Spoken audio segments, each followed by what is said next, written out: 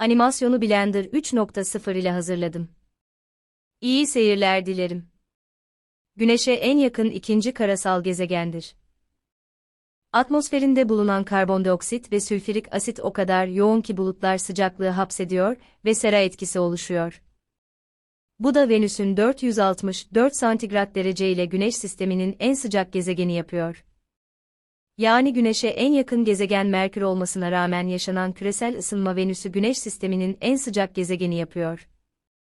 Venüs oldukça yüksek bir atmosfer basınca sahiptir. Venüs'ün atmosfer basıncı, Dünya'nın atmosfer basıncından 92 kat daha fazladır. Dolayısıyla Venüs'e giden insanlar ve uzay araçları ezilip dümdüz olur. Bu kadar yüksek basınç Dünya'da, ancak okyanusun 1000 metre altında gerçekleşir. Venüs'te yağan yağmurlar hiçbir zaman gezegenin yüzeyine düşmez. Bunun sebebi yoğun ve zehirli bulutlar Venüs'ün yüzey sıcaklığını artırır. Sülfürik asit damlacıkları yüzeye doğru giderken, yüksek sıcaklık sebebiyle belli bir yükseklikte buharlaşır. Venüs'te, Güneş'in doğuşu alışkın olduğumuz durumun tam tersidir. Venüs'te, Güneş batıdan doğup doğudan batar.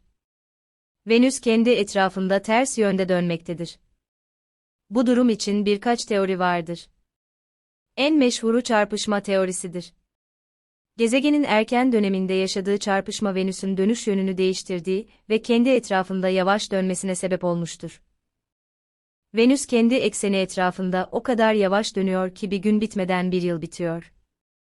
Yani bir Venüs günü bir Venüs yılından daha uzundur. Radyo ve mikrodalgalar Venüs'ün yoğun bulutlarından geçip gezegenin yüzeyi hakkında bilgi toplamamıza yardımcı olur. Mariner 2 ilk kez ziyaret eden uzay aracıdır. 1962 yılında Venüs'e ilk yakın geçiş yapan Mariner 2 uzay aracı mikrodalga alıcılara sahipti. Mikrodalgalar, yoğun bulutlardan geçip Venüs'ün yüzey sıcaklığının 400 santigrat dereceden fazla olması gerektiğini hesaplamıştı. Birkaç yıl sonra yüzey sıcaklığı daha doğru tespit edilecekti. NASA'nın Magellan uzay aracı 1989 yılında uzay mekiği Atlantis'in kargo bölümüne konuldu. Magellan bir uzay mekiğinden fırlatılan ilk gezegensel uzay aracıydı. 1990'da Venüs'ün yörüngesine oturan Magellan uzay aracı radar tekniğiyle 1600 civarında yanardağın var olduğu ve bazı yanardağların var olabileceğini ortaya koymuştur. Venüs'ün tüm yüzeyini radar tekniğiyle görüntülemiştir. Venera 7, Venüs'ün atmosferinden içeri girip birkaç dakika boyunca Dünya'ya veri yollayabilmişti. Venera 7, Venüs'ün yüzey sıcaklığının 464 santigrat derece olduğunu bulmuştur. Yoğun basınç ve sıcaklık nedeniyle Venera 7 hayatta kalamamıştır. Gelecek yıllarda NASA'nın Da Vinci misyonu Venüs'e tekrar gidecek ve Venüs'ün atmosferini inceledikten sonra Da Vinci yüzeye bir sonda bırakacak.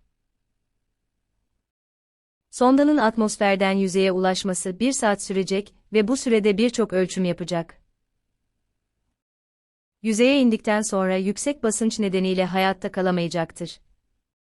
Boyut olarak Dünya'ya oldukça yakın yaşanılabilir bölgede yer alan Venüs'te bir zamanlar suyun var olabileceği, ancak yaşadığı felaketlerden ötürü suyun buharlaşarak küresel ısınmanın felaket boyutlara ulaştığı düşünülmüştür.